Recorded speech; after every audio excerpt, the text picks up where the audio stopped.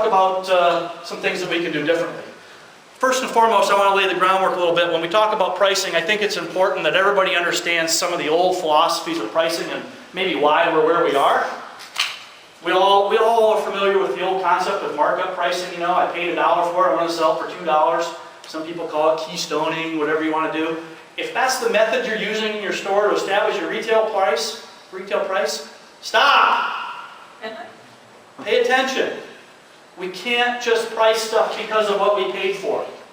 That no longer has any real bearing on what the retail price for an item should be.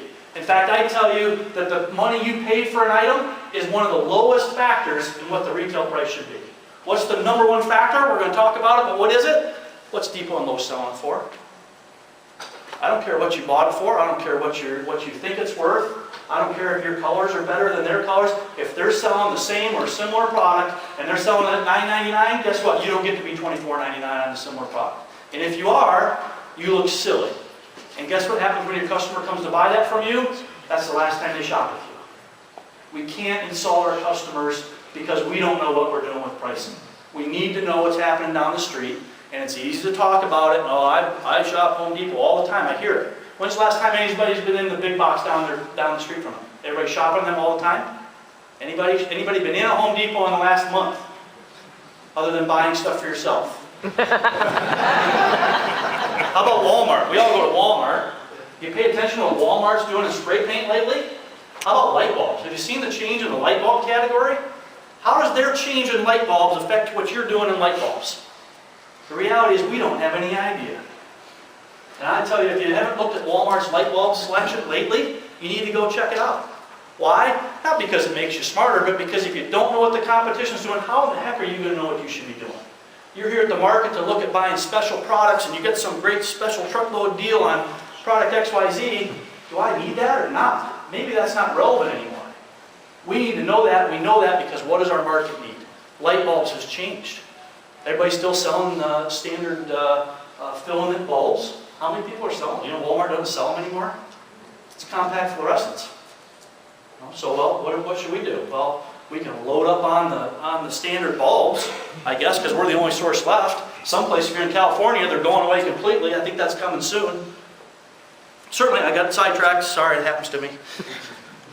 Other things that drive pricing, manufacturer suggested pricing, love it. Vendor says, hey, this is what we're going to price it for. Everybody's going to sell at that price. We all jump on the bandwagon. We're going to price it that. But they're selling it different down the street. We need to know. What about competitive pricing? How many items come out in the flyer, in the Menards flyer, and their price is less than what your cost is?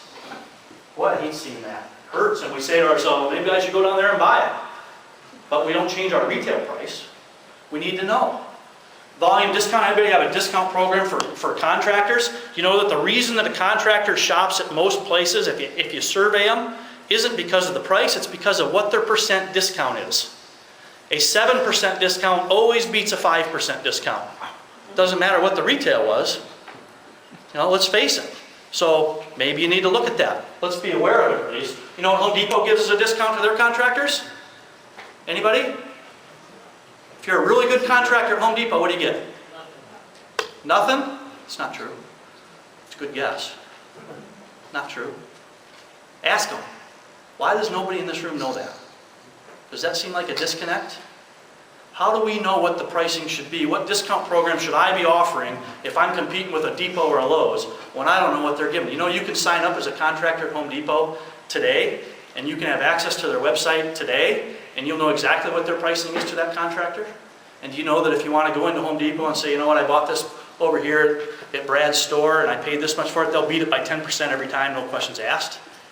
I mean, that's tough. But we need to know that. So I want this to be a little bit of a wake-up call to everybody today.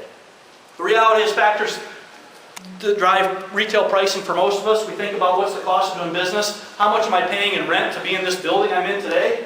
If you're paying a huge amount of rent, your payroll's really high, guess what? Your margins have to be equivalent enough to drive enough profit dollars to be able to pay the bills.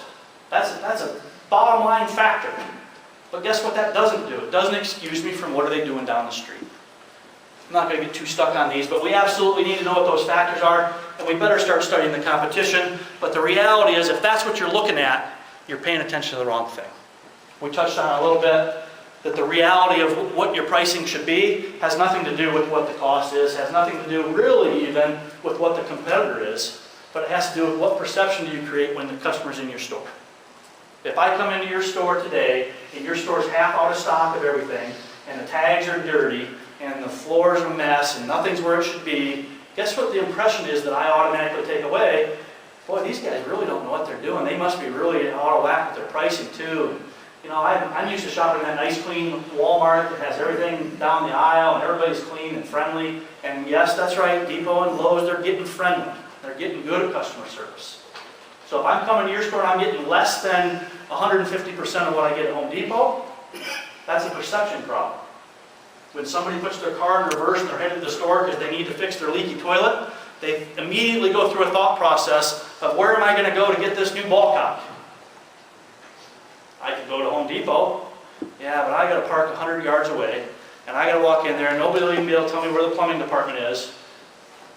Or, well, I can stop at Brad's store because, boy, they call me by name, and that's right, my kids play soccer with his kids. We know what's going on. There's a reason that they come to shop. Nowhere in those top 5 things is price. We need to pay attention to that, but the perception of we're the small town business, we're locally owned, we care about the community, that creates our perception of, sure, we're more expensive, but darn it, we're worth it. And I'm not talking double, I'm not talking triple, but we're worth it. Anybody disagree with that? I always like to ask this question just because I think this kind of sets the tone, but I already know the answer since nobody knew what Home Depot's discount model was. Anybody know what you paid for a gallon of milk last week? One of the most frequently purchased items in the U.S. is a gallon of milk. Most people can't tell you how much a gallon of milk was. You might be able to tell me what a gallon of gas was. You know, yesterday driving out from Michigan, 6-hour drive, I saw the price of a gallon of gas fluctuate 40 cents from Michigan to Indiana. 40 cents. Now who's right? You know who was right? The one that was there when I ran out of gas. It didn't matter. I mean, I'm bitter about it. But you ever see 4 gas stations in the same town where they're all different prices? No, they're always the same right there. But go to the next street over, there may be a difference. Same thing with a gallon of milk. What's the right price? What's your price on a 4-pack of AA Duracell batteries? Do you know what Walmart sells a 4-pack of Duracell AA batteries for? I know you guys don't. You know what it is though? It's kind of funny. They don't sell them. Why? Because we sell 2-packs, 4-packs, 6-packs, 11-packs, 32-packs. We got 16 different assortments of Duracell AA batteries. They sell a 16-pack. A big jumbo, maybe it's 20, I'm not sure how many the number is. It's big. So if you're the consumer and you're shopping those batteries, well, what difference does it make what your price is? Because your price on the 4-pack is half the price of their price on the 16-pack. We look silly. And we don't know it. When you go back to your store, I just want you to check the price on your Duracell batteries. By the way, if you're more than $1 a battery, AA battery, you're too high.